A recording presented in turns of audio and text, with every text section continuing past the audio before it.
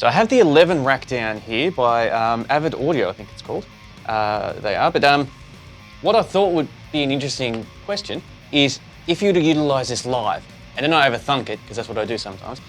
There's a few different ways you can utilize it live. It has its own cab simulator in there, which we'll muck around with in a moment and check out. So you could go front of house. So hop up on stage, that gets plugged straight into the mixing console for the venue and bang, straight out there, no problem. Or if you had an amp cab setup, you can go straight through your effects loop of your amp and have it mic'd up with your cabs there. That could be cool, which I'm kind of most inspired to for this video to check out to see how it is. Or you could use a third-party IR. Now this unit doesn't support a third-party IR, so you'd have to turn it off and figure out another funky way on how to do it, like using a different type of equipment. Like I've got my Newx Solid Studio here that could do the job, but it's a little bit of mucking around, and yeah, it could be worth it. I might have other equipment that could do it here too, because I've got a lot of odds and ends shit in the studio at the moment that I will one day go through and sort out. But for now, let's stick to the 11. So this is, this is what it sounds like with the patch as it is with its own built-in cab simulator.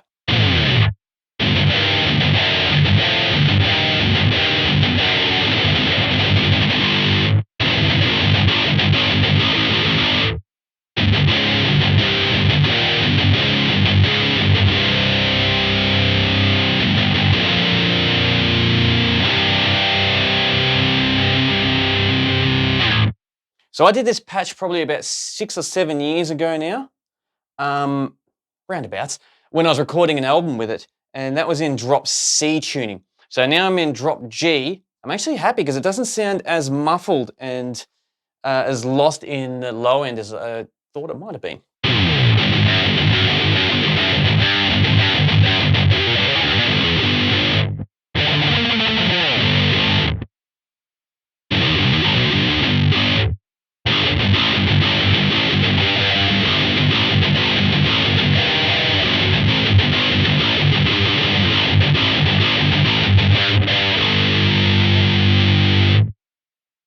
Yeah, not too bad, not too bad.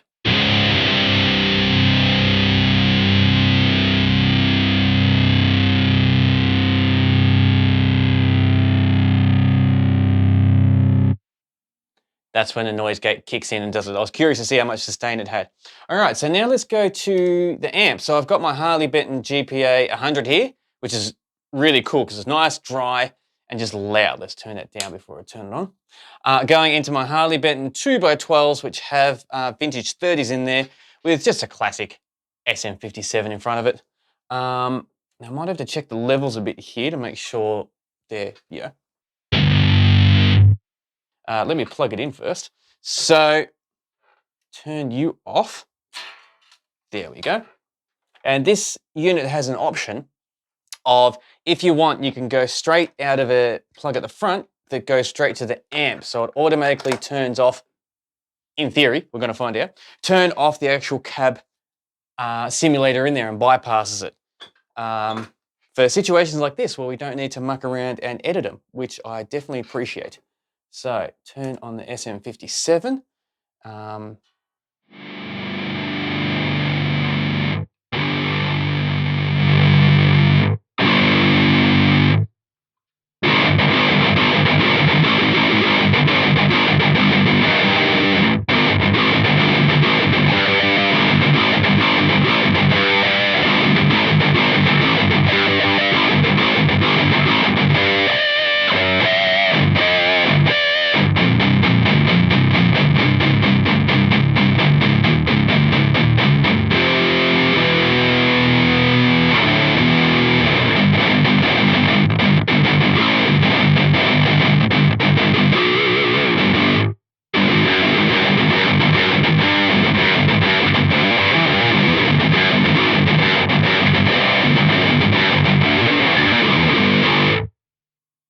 So it's loud, which I want it to be, because that's how I like to jam. But, whoa, Tiger. Whoa, none of that, thank you. Had an old recording in there just pop through. That's not what we want. But just about the sound quality aspect,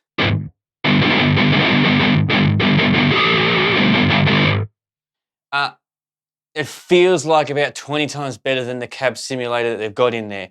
So that is awesome that this unit has both of them that are decent. This one, not decent, because this is miles ahead, I reckon.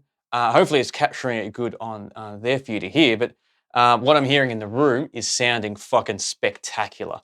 So that is really, really cool.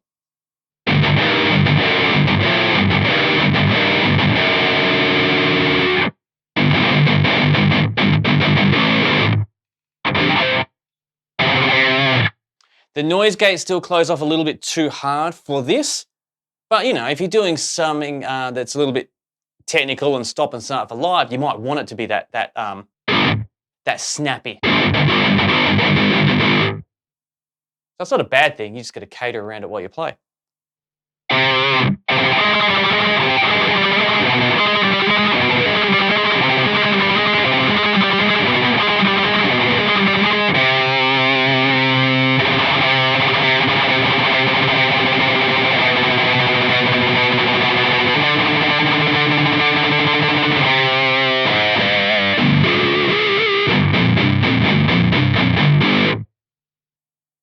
Yeah, that is really, really cool. So I'm going to do, let's go for 3 jams.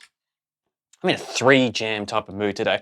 We'll do one with the external cabinet in there, one with, as we've got it set up now, with the Harley Benton external cabinet, and then we'll do one with a third-party IR, because I just predict a lot of people are going to say, why don't you give us a third-party IR as well? So let's do it all. So sit back, relax, and enjoy, and we'll have a chat about it on the other side.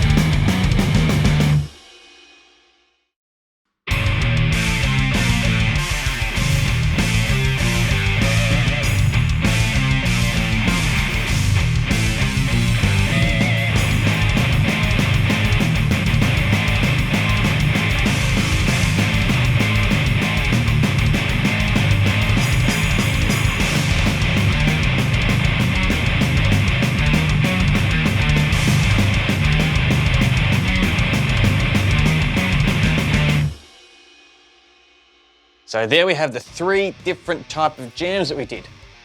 They were really cool. I reckon anyway, overall, pretty cool. But let's run through them each. So firstly, the version with the in-house cabinets they had for the 11 rack. They sounded decent. I thought they sounded solid. If you were to use that in a situation live, having that go direct front of house, that's still pretty rad. That is like, you wouldn't feel, correct me if I'm wrong in the comments, I wouldn't feel like embarrassed or I'm cutting myself short if they were to be used front of house. I think the crowd would still be like, fuck, that sounds pretty cool. Then we had it running through my GPA 100 and my own Harley Benton Cabs, vintage 30s. That sounded the best to me. It sounded the most, it felt the most natural. And if I didn't cut myself short, and this is always a sign for me on how I feel, on the, like a positive scale, I could have kept jamming along for fucking hours with it because I was having that much fun and it just felt so natural. And I really felt like it had a lot more aggressiveness, a lot more tightness, and was a lot more rawer compared to the in-house cabs that the 11 Rack had. Sorry, having a bit of a bad start today, but we will get through this. So yeah, just miking it up with a straight SM57, I felt like it sounded fucking awesome. Like really, really awesome, and very simple to do too. So not mucking around with settings, not mucking around going too much, via external equipment and doing that. No, it's just, if you were to run that straight through your effects loop, it's fine. It's fine. That's the results you'll get. So that's pretty fucking rad. And the third one that I did lastly was the third-party IR, which I used the Coffee Audio Roman IR cabinet from Ginger, because they're really cool. That sounded extremely solid as well. I don't know which one I prefer over my cab compared to that EQ'd, polished up IR. Not sure, but I mean, we're talking, this and this. So if I were to have a setup where I did use those IRs to go front of house live, fuck, that would still be brilliant. That would still be, I'd still be wrapped and still, what's the best way to describe it? When I play live, I feed off the energy. The energy that my guitar gives, the energy on the stage, and the energy from the crowd and the venue overall. So the energy that I'd be dragging from my guitar playing if I was using those third-party IRs from Coffee Audio, I'd still be wrapped. I'd still be getting a lot out of that and really help be able to engage more with the songs and give it more, if that makes any type of sense. Hopefully it does. Thank you very much for joining me in this video. It was fun having a look at this again, and also just seeing how easy it is to be able to use and all that. I don't think I've done that enough. But one thing I will say though, just before I do my full goodbyes, is what would be cool also, if you want to take it a step further, which I'm kind of thankful I didn't take it a step further, because that could be another half an hour video, is adding pedals, different type of enhancing pedals before it to do a stress test as well. So for example, this one's in reach, like the Fortin 33 or some other type of boost or enhancer like that. That could really be a huge game changer on top of the good results we already got. But what were your thoughts on all the different results? How do you felt like the foundation sound was compared to miking it up and compared to the third-party IR? Which one stood out the most for you? Or did any? Or are they all a bit rubbish? Don't know. I don't know what you think, and I'm keen to find out, so please let us know. And thank you very much for joining me in this video. It's heaps of fun putting together and doing it, and I look forward to chatting with you next time. And until then, stay safe.